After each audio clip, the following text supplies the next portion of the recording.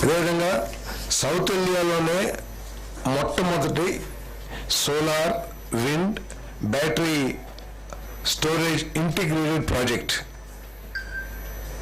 మెసెస్ clean renewable energy hybrid 3 private limited సంస్థ ద్వారా నంద్యాల మరియు వైఎస్ఆర్ జిల్లాల్లో 119 మెగావాట్లు విండ్ ఎనర్జీ, 130 మెగావాట్లు సోలార్ హైబ్రిడ్తో పాటు బ్యాటరీ ఇంధన స్టోరేజ్ వ్యవస్థను కేటాయించేందుకు చేసిన ప్రతిపాదనను మంత్రి మండలి ఆమోదం తెలిపింది. సౌత్ ఇండియాలో ఎక్కడ కూడా ఇప్పటి వరకు అంటే విండ్ లేదా సోలార్ సపరేట్ దానికి ఉన్నాయి, కానీ 3 కలిపి ఇంటిగ్రేటెడ్ ప్రాజెక్టు సౌత్ ఇండియాలోనే మొట్టమొదటిదని చెప్పేసి ఈరోజు ఏదైతే ఆమోదం తెలిపిందో మొట్టమొదటిదని చెప్పేసి మనం చేస్తాను నేను.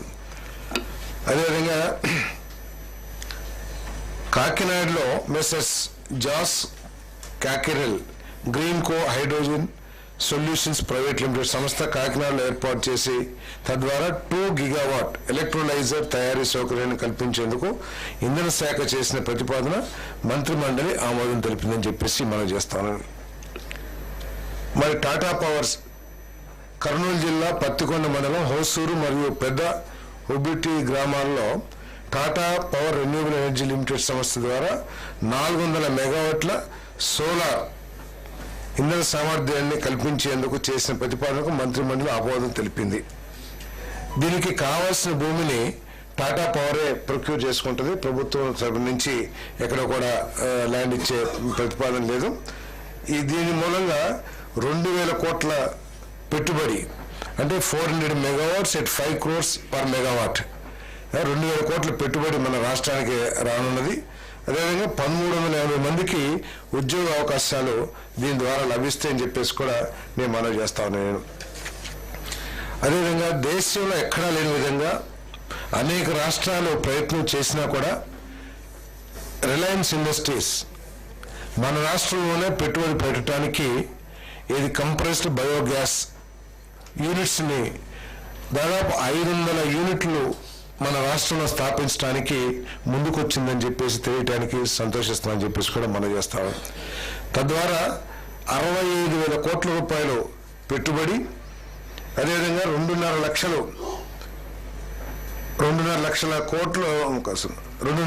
మందికి ఉద్యోగ అవకాశాలు కూడా లభిస్తాయని చెప్పేసి మనం చేస్తాను. 11,000 మెట్రిక్ టన్నులు కంప్రెస్డ్ బయోగ్యాస్ తయారీ అవుతుందని చెప్పేసి కూడా తెలియజేస్తాం. దీంట్లో ఏంటంటే ఇప్పుడు దాకా మనందరం కూడా ఈజ్ ఆఫ్ డూయింగ్ బిజినెస్ గురించి ఈ పారిశ్రామిక రంగాల్లో ఈ ప్రపంచంలో డిస్కస్ చేస్తూ ఉండేవాళ్ళు. ఈజ్ ఆఫ్ డూయింగ్ బిజినెస్లో మాకు ఫస్ట్ ర్యాంక్లో ఉన్నాం లేదా సెకండ్ ర్యాంక్లో ఉన్నామని చెప్పేసి చెప్పుకుంటుండేవాళ్ళు. కానీ ఈరోజు చంద్రబాబు నాయుడు గారి ప్రభుత్వం ఈజ్ ఆఫ్ డూయింగ్ బిజినెస్ అదనంగా స్పీడ్ ఆఫ్ డూయింగ్ బిజినెస్ తన చర్యల ద్వారా నిరూపిస్తుందని చెప్పేసి నేను మనవి చేస్తాను. ఎందుకంటే ఈ రిలయన్స్ ఇండస్ట్రీస్ మన రాష్ట్ర ప్రభుత్వంతో 12/11/2024 MOU సైన్ చేసింది. అంటే ఎన్ని రోజులు? కేవలం నెల 10 రోజులు మాత్రమే, నెల 15 రోజులు. నెల 15 రోజుల లోపలే వారికి కావాల్సిన భూములు కేటాయించమని చెప్పేసి కేటాయించగానే అడ్వాన్స్ పొజిషన్ కూడా మాకు ఇచ్చేయండి అని చెప్పేసి ప్రతిపాదన చేయడం జరిగిందని చెప్పేసి మనం చేస్తాను. అది కూడా ఏంటి? రాష్ట్రంలో ఉన్న వేస్ట్ ల్యాండ్స్ అది కూడా కొనుక్కోవడానికి కాదు, 15,000 రూపాయలు పర్ ఎకర్ లీజ్ చొప్పున రాష్ట్రంలో వివిధ జిల్లాల్లో ఉన్న వేస్ట్ ల్యాండ్స్ని కేటాయించి అడ్వాన్స్ పొజిషన్ ఇవ్వమని చెప్పేసి ప్రతిపాదించడం జరిగింది. అంతేకాకుండా ఈ వేస్ట్ ల్యాండ్స్ సరిపోకపోతే రైతుల దగ్గర నుంచి వారే పర్ ఎకర్ 30,000 రూపాయలు లీజ్ చెల్లించి రైతులకి ఆ భూమిని వారు సేకరించుకుంటారు. అంటే 11,000 టన్నుల CBG అంటే కంప్రెస్డ్ బయోగ్యాస్ తయారు చేయడానికి కావలసిన భూముల్ని, అంటే నేపియర్ గ్యాస్ ఇదంతా కూడా పెంచాలి, గ్రాస్. దానికోసం కావాల్సిన భూముల్ని మన దగ్గర ఉన్న రాష్ట్ర ప్రభుత్వ ఆధ్వర్యంలో ఉన్న వేస్ట్ ల్యాండ్స్ని వాళ్ళకి 15,000 రూపాయలు, అదేవిధంగా వారు సొంతంగా సమకూర్చుకునే రైతుల భూములకి 30,000 రూపాయలు వారు చెల్లిస్తారని చెప్పేసి కూడా ఈ సందర్భంగా తెలియజేస్తాను. మరి అంటే వారు ప్రాజెక్ట్ని స్టార్ట్ చేస్తానికి ఈ ల్యాండ్స్ అన్ని కూడా సమకూరకపోతే యూనిట్ స్టార్ట్ చేసిన తర్వాత మళ్ళీ నష్టపోయే పరిస్థితులు ఉంటాయి కాబట్టి ఈ ప్రతిపాదన చేయడం జరిగింది. ఈ ప్రతిపాదనని ఆమోదించాలని కూడా మనం చేస్తా ఉన్నాం. వాస్తవానికైతే వాళ్ళు 800 యూనిట్లకి ముందుకు వచ్చారు. ఫస్ట్ ఫేజ్లో 500 యూనిట్లు పెట్టబోతున్నామని చెప్పేసి కూడా మనం చేస్తా ఉన్నాం. అడ్వాన్స్ పొజిషన్ అంటే ఇప్పుడు ఆ యూనిట్ పెడతానికి 1 సంవత్సరం అయిందనుకోండి, దానికి కావాల్సిన నేపియర్ గ్యాస్ని విత్తనం వేసి మళ్ళీ దాన్ని పెంచడానికి కూడా 4-5 నెలలు టైం పట్టొచ్చు కదా. అంటే యూనిట్ రెడీ అయిపోయేసరికి వారికి కావాల్సిన నేపియర్ గ్యాస్ ముడిసరికి ఏదైతే ఉందో అది తయారు చేసుకోవడానికి కావాల్సిన, అంటే మన దగ్గర ఎక్కడెక్కడైతే కేటాయించగలిగిన వేస్ట్ ల్యాండ్స్ ఉంటాయో, దీనికి ఉపయోగపడకుండా నిరుపయోగంగా ఉంటాయి కదా వేస్ట్ ల్యాండ్స్, వాటిని ఇవ్వటం జరుగుతుందని చెప్పేసి మనం చేస్తాం. కాదు, అన్ని చోట్ల రాయలసీమలో ఉన్నాయి, అన్ని డిస్ట్రిక్ట్స్లో కూడా ఉన్నాయి. కోస్టల్ జిల్లాలో వేస్ట్ ల్యాండ్స్ ఎక్కువ ఉంటాయి. కోస్టల్ జిల్లాలో వేస్ట్ ల్యాండ్స్ పెద్దగా ఉండవు కదా. లేదండి, 5 lakhs acres కాదు, ఎన్ని ఎకరాలు ఉంటే అన్ని ఎకరాలు. అదేవిధంగా చిత్తూరు జిల్లా యాదమరి మండలం జంగాలపల్లి గ్రామంలో LPM నెంబర్ 1435లో 40 acres భూమిని IR బెటాలియన్ స్థాపనకు హోంశాఖకు ఉచితంగా బదిలీ చేయడానికి చేసిన ప్రతిపాదనను మంత్రి మండలి ఆమోదించింది. గుంటూరు జిల్లా ప్రతిపాడు మండలం నడింపాలెం గ్రామంలో 100 పడకల ESI ఆసుపత్రి మరియు స్టాఫ్ క్వార్టర్స్ నిర్మాణం కోసం సర్వే నెంబర్ 110/2లో 6.35 ఎకరాల భూమిని బదలాయించేందుకు ESI హాస్పిటల్ న్యూఢిల్లీ వారికి director general ESI hospital New Delhi వారికి బదలాయించేందుకు చేసిన ప్రతిపాదన కూడా మంత్రి మండలి ఆమోదించింది.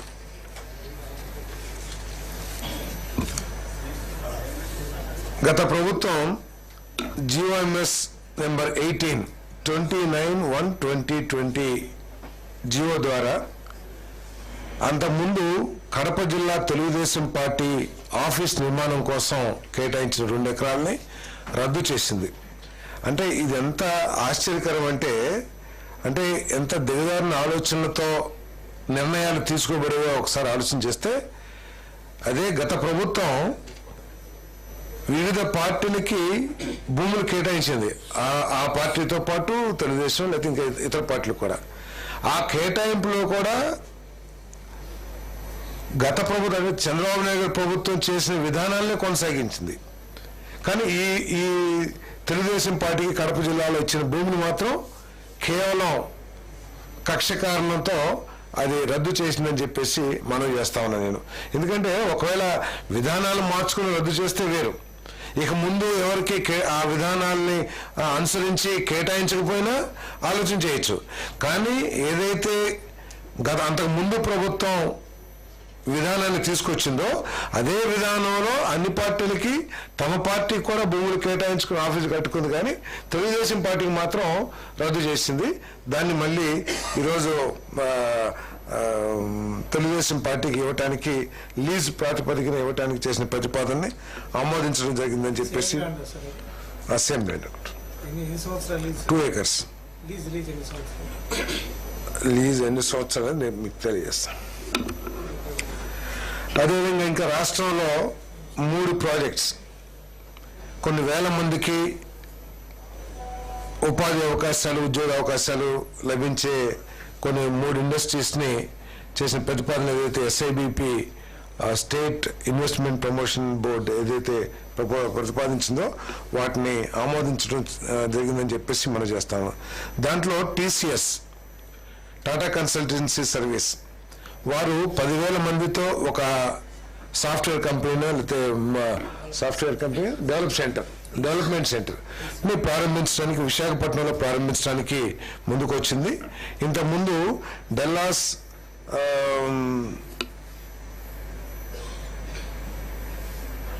టెక్నాలజీకి సంబంధించిన భూమిని వారికి కేటాయిస్తే మరి కొన్ని సాంకేతిక కారణాల మూలంగా అది కాకుండా APISకి సంబంధించిన millennium A and B బ్లాకుల్లో 2.08 lakh square feet area కావాలని చెప్పేసి ప్రతిపాదన ఏదైతే పెట్టారో దాన్ని ఆమోదించడం జరిగిందని చెప్పేసి నేను మనం చేస్తా ఉన్నాను. అదేవిధంగా ఆజాద్ ఇండియా మొబిలిటీ లిమిటెడ్. ఈ ఆజాద్ అనేది ఈ బాడీ బిల్డింగ్లో చాలా పేరున్న ఇండస్ట్రీ. మన ఆర్టీసీ కానివ్వండి, ప్రైవేట్ బస్సెస్ కానీ బాడీ బిల్డింగ్ చాలా చేస్తూ ఉంటారు. వాళ్ళు మన సత్యసాయి డిస్టిక్లో ఒక కొత్త యూనిట్ని 3 ఫేజెస్లో 1,046 కోట్ల పెట్టుబడితో ఇన్వెస్ట్మెంట్ చేస్తానికి ప్రతిపాదన చేయడం జరిగింది. ఈ ప్రతిపాదన ద్వారా 2,381 మందికి ఉపాధి అవకాశాలు లభించే అవకాశం ఉంది. వారికి ఈ ప్రాజెక్ట్ నిర్మాణం కోసం 70.7 ఎకరాలని 3 ఫేసెస్లో ఎకరానికి 38.37 లక్షల ధరకి మరి ఇచ్చే ప్రతిపాదన ఏదైతే ఉందో ఆ ప్రతిపాదనని కేబినెట్ ఆమోదించిందని చెప్పేసి తెలియజేస్తా ఉన్నాను నేను. అదేవిధంగా Balaji Action Buildwell Private Limited Anakapalli డిస్ట్రిక్ట్లో 106.27 ఎకరాల్లో 1,174 కోట్ల పెట్టుబడితో మరి ఒక ఫ్యాక్టరీని స్థాపించాలని చెప్పేసి, వుడ్కి సంబంధించిన ఫ్యాక్టరీ స్థాపించాలని చెప్పేసి ప్రతిపాదనలు వచ్చినాయి. ఈ ప్రతిపాదన ద్వారా 1,500 మందికి డైరెక్ట్ ఎంప్లాయ్మెంట్ కూడా లభించే అవకాశం ఉంది. మరి ఈ ప్రతిపాదన కూడా కేబినెట్ ఆమోదించిందని చెప్పేసి నేను తెలియజేస్తా ఉన్నాను. అదేవిధంగా ఏదైతే భారత్ పెట్రోలియం కార్పొరేషన్ లిమిటెడ్ ఒక పెద్ద మెగా ప్లాంట్ని, అల్ట్రా మెగా ప్రాజెక్ట్ని మన రాష్ట్రంలో ఏర్పాటు చేయాలని చెప్పేసి ముందుకు వచ్చింది.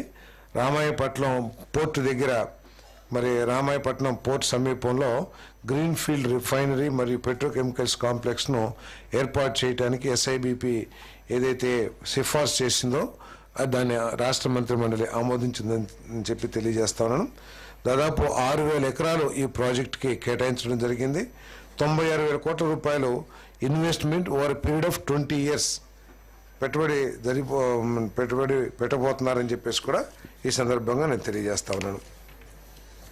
అంతేకాకుండా ఇంకా కొన్ని విషయాలు కూడా చర్చించదగినవి. ముఖ్యంగా రెవెన్యూ సదస్సుల గురించి కూడా మరి కొంత చర్చ జరిగింది.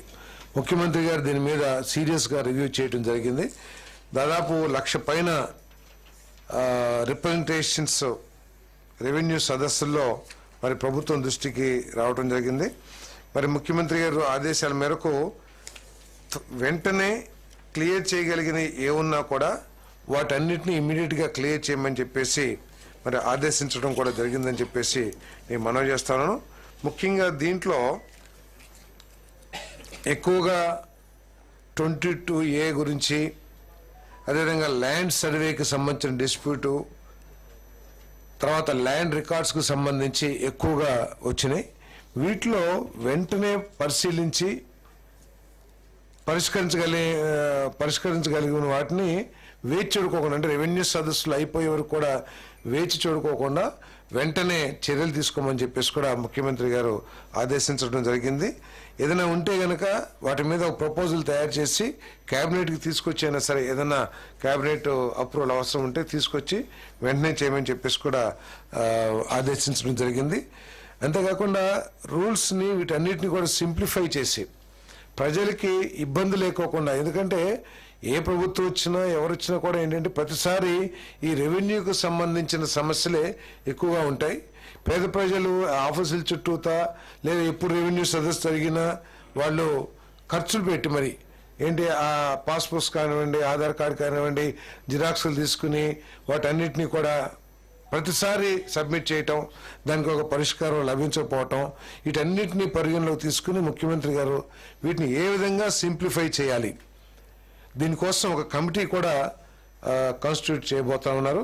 Industries minister, MAUD minister, finance minister, revenue మినిస్టర్తో సహా ఇవన్నీ కూడా లిటిగేషన్ ఫ్రీ చేయటం కోసం ఒక కమిటీ కూడా ఏర్పాటు చేయడానికి ప్రభుత్వం ఆలోచన చేస్తుందని చెప్పేసి కూడా ఈ సందర్భంగా తెలియజేస్తాను.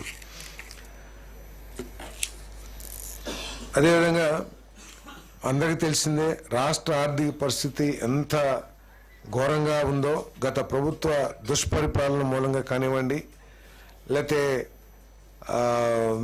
ఇండిసిప్లిన్ ఆర్థిక మేనేజ్మెంట్, ఫైనాన్షియల్ మేనేజ్మెంట్లో ఇండిసిప్లిన్ ఉండటం మూలంగా కానివ్వండి, లేకపోతే ఫండ్స్ డైవర్షన్ మూలంగా కానివ్వండి, రాష్ట్రం తీవ్రమైన ఆర్థిక ఇబ్బందులు ఉన్న విషయం అందరికీ తెలిసిందే.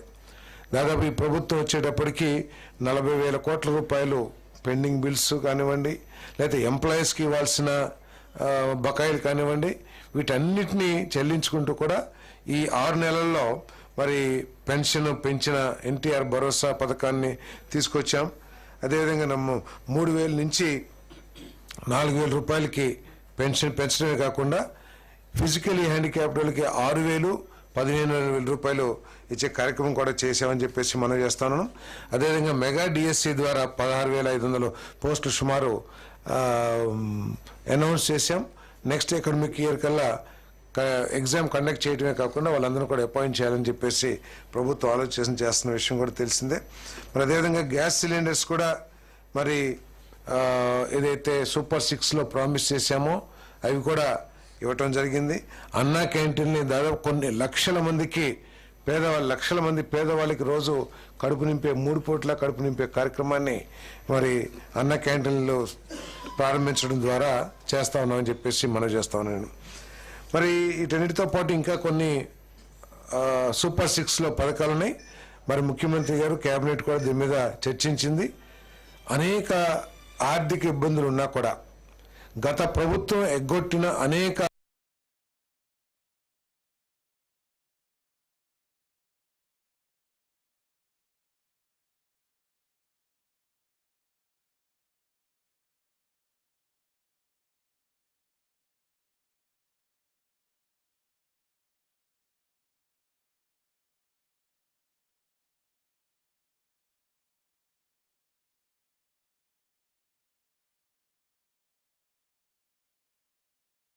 లో పథకాలను కూడా అమలు చేయాలని చెప్పేసి మరి నిర్ణయం తీసుకోవడం జరిగిందని చెప్పేసి మనం చేస్తాను. తల్లికి వందనం నెక్స్ట్ అకాడమిక్ ఇయర్ స్టార్ట్ కాగానే నెక్స్ట్ అకాడమిక్ ఇయర్ లోపల తల్లికి వందనం చెల్లించాలని చెప్పేసి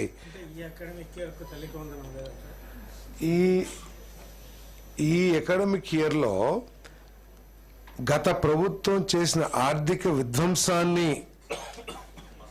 ఇన్వెస్టిగేట్ చేయడానికే ఇన్ని నెలలు పట్టింది. ఏ కార్పొరేషన్ నుంచి ఏ కార్పొరేషన్లో డబ్బులు పెట్టారో, ఏ కార్పొరేషన్ డబ్బులు ఎక్కడ పోయినాయో, బియ్యం ఎక్కడున్నాయో, లేకపోతే సీట్లు ఎక్కడున్నాయో ఇవన్నీ కూడా ఎంక్వైరీ చేస్తానికి చాలా ఉంది కదా. కాబట్టి ఇవన్నీ కూడా చూసిన తర్వాత రాష్ట్ర ఆర్థిక పరిస్థితిని వీటన్నిటి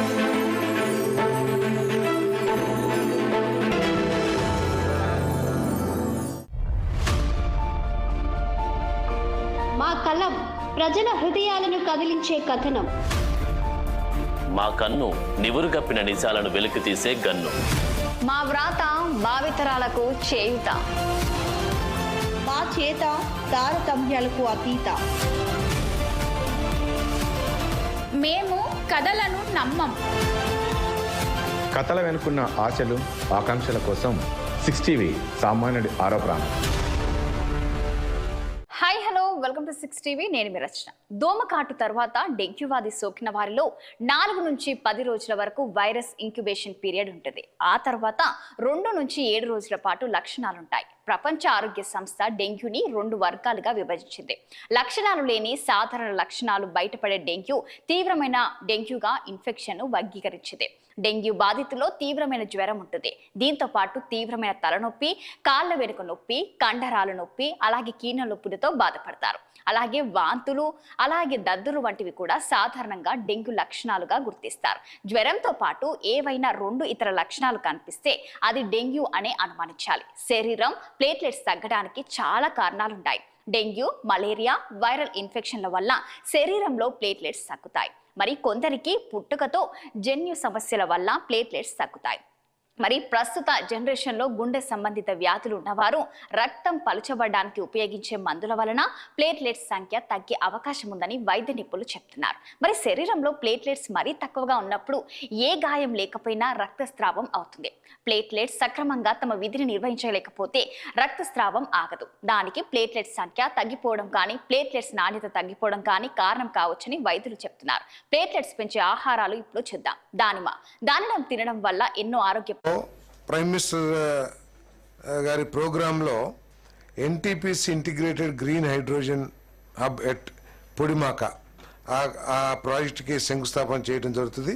దీని ద్వారా 65,370 కోట్ల రూపాయలు 3 ఫేసెస్లో ఇన్వెస్ట్మెంట్ చేయబోతున్నారని చెప్పేసి కూడా ఈ సందర్భంగా నేను తెలియజేస్తా ఉన్నాను. నేను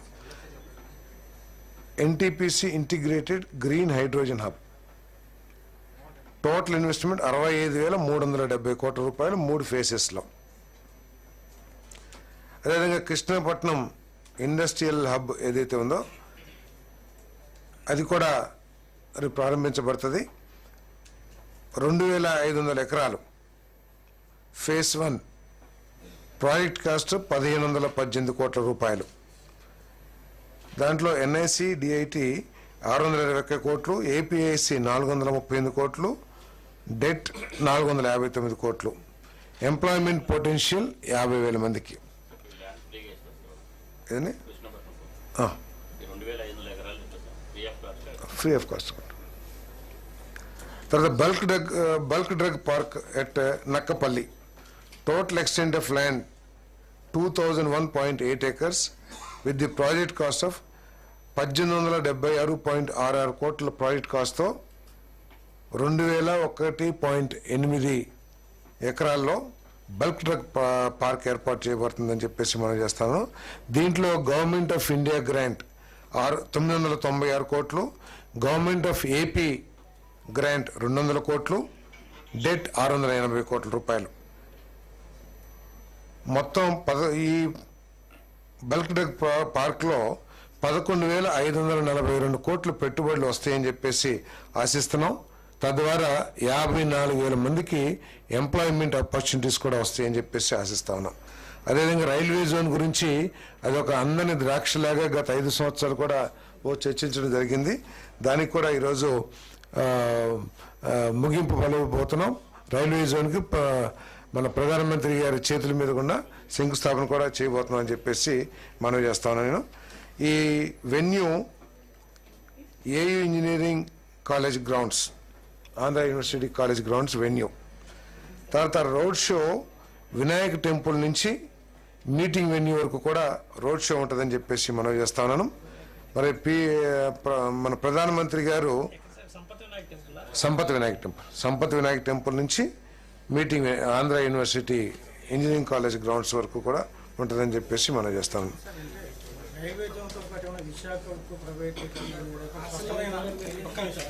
విశాఖ ఉక్కు ప్రైవేటీకరణకు సంబంధించి ఏదైనా ప్రధానమంత్రి నుంచి స్పష్టమైన హామీ ఏమన్నా కోరే అవకాశం? దాని గురించి అయితే క్యాబినెట్లో చర్చ జరగలేదు. ప్రధానమంత్రి గారి ప్రోగ్రాంను ఏ విధంగా నిర్వహించాలి, ఆ ప్రోగ్రాంలో ఉన్న కార్యక్రమాలు ఏదైతే ఉన్నాయో దాని గురించి చర్చ జరుగుతుంది.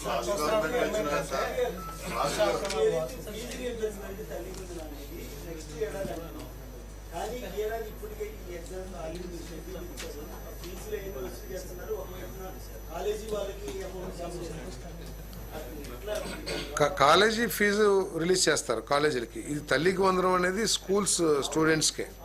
ఎస్, కాలేజీ వాళ్ళది రిలీజ్ చేస్తారు. రైల్వే జోన్ ఉంది కదా, హెడ్ క్వార్టర్ బిల్డింగ్స్. అది railway zone head quarter buildings.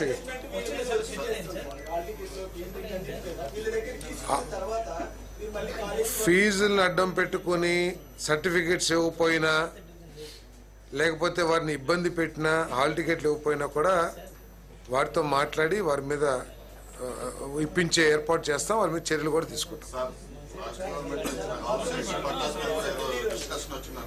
ఏం రాలేదు. ఈ రెవెన్యూ సదస్సుల్లో వచ్చిన సమస్యల్లో ఇళ్ల స్థలాల సమస్య, వాటి గురించి రిప్రజెంటేషన్స్ వచ్చినాయి, అంతేగాని వాటి మీద ఎక్కడ చర్చ రాదు.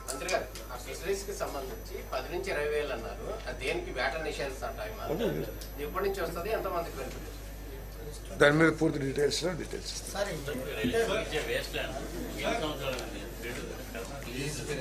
15 years ఎంతో ఉంది కంప్లీట్ ఉందా? 15 years.